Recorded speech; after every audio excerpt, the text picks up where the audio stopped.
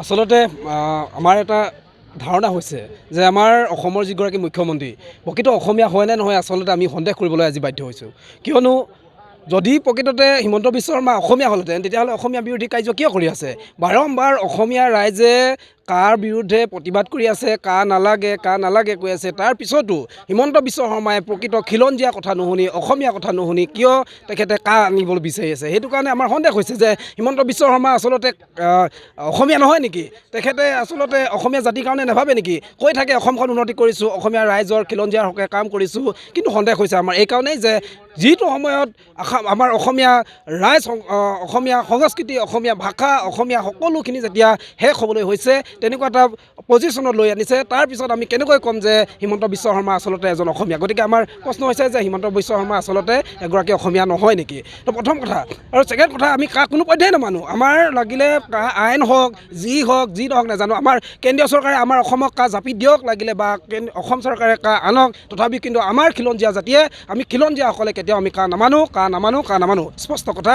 গতিকে আমি এই চেগতে আমি সমূহ ৰাইজক আমি আগবাঢ়ি আহিবৰ কাৰণে, বিৰুদ্ধে আন্দোলন কৰিবৰ কাৰণে ৰাইজক আমি আগবাঢ়ি আহিবৰ কাৰণে অনুৰোধ জনাইছোঁ। কিয়নো প্ৰতিগৰাকী ৰাইজে এইটো ভবা উচিত যে এই অৰুণোদয় আঁচনি বা এনেকুৱা ধৰণৰ লোভীয়া কিছুমান আঁচনি বাদ দি অসমীয়া জাতিটোৰ ভৱিষ্যত চিন্তা কৰক, নিজৰ সন্তানৰ ভৱিষ্যত চিন্তা কৰক, তেতিয়াহে ভৱিষ্যতে জীয়াই থাকিব পাৰিব। নহ'লে আমিও সেই লুঙি পিন্ধিব লাগিব, আমিও সেই অসমীয়া ভাষা, অসমীয়া সংস্কৃতি ত্যাগ কৰি আমি সেই বাংলাদেশৰ এই অনা অসমীয়া বস্তুখিনি আমি গ্ৰহণ কৰিব লাগিব। গতিকে আমি সমূহ ৰাইজক ওলাই আহিবৰ কাৰণে অনুৰোধ জনাইছোঁ। মাত্ৰ 1000 টকা, মাত্ৰ 1500 টকা, মাত্ৰ মানে কৃষকৰ আঁচনি, অৰুণোদয় আঁচনি, এনেকুৱাবোৰ আঁচনি পৰিহাৰ কৰি কিনি গোটেই জাতিৰ কথা চিন্তা কৰি ওলাই আহক, তাকে মই অনুৰোধ জনাইছোঁ।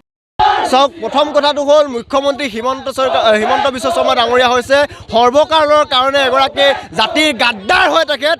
কাৰণ তেখেতলোকে যিখন বিজেপি নেতৃত্বাধীন চৰকাৰে জাতি মাটি ভেটি আৰু পৰিৱৰ্তনৰ কথা কৈ তেওঁলোকে চৰকাৰ গঠন কৰিলে, তাৰ পাছত কিন্তু আজি নাগৰিকত্ব সংশোধনী আইনখন জাপি দিয়াৰ পাছত অসমীয়া জাতি আজি সংকটত আছে।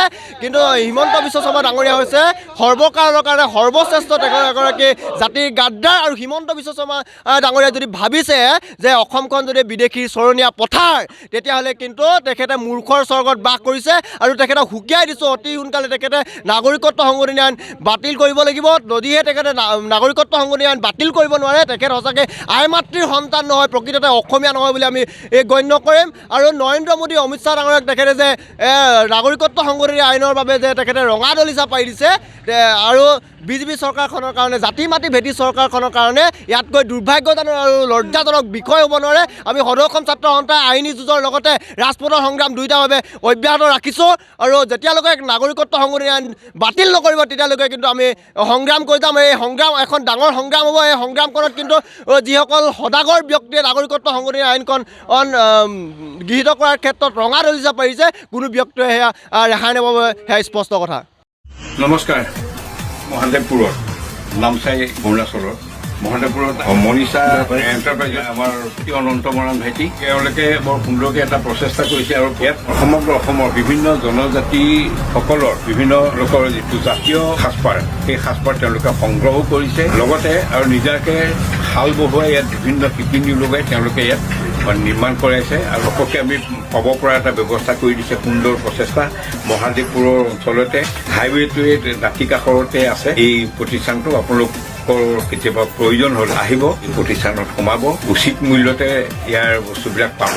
ধন্যবাদ।